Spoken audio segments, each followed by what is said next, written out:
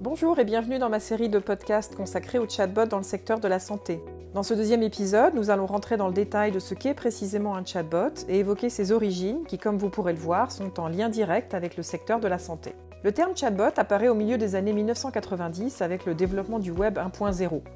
Il est la contraction de l'anglais chat, converser, et bot, robot.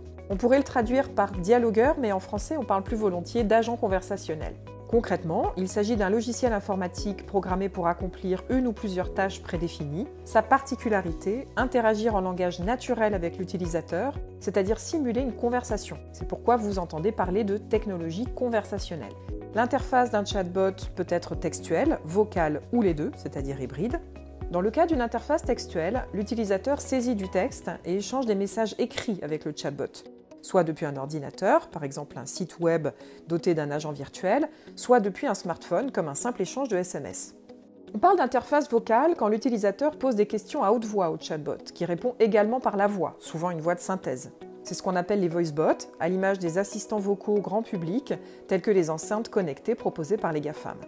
La technologie sous-jacente est plus ou moins sophistiquée en fonction de l'objectif visé.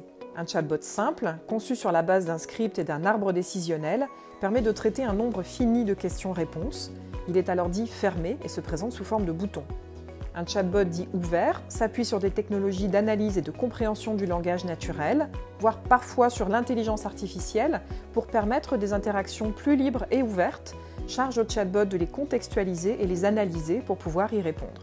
Le tout premier chatbot de l'histoire est précisément un chatbot de santé. Elisa, c'est son nom, est conçu dans un laboratoire du MIT en 1966. C'est un programme qui simule l'intervention d'un psychothérapeute grâce à la reformulation des réponses du patient sous forme de questions. Et contre toute attente, les patients n'y ont vu que du feu et ont même développé un certain attachement envers le programme. Mais c'est surtout à partir du milieu des années 1990 que la technologie se développe, et seulement en 2010 qu'elle devient accessible au grand public avec Siri, intégrée au système d'exploitation Apple.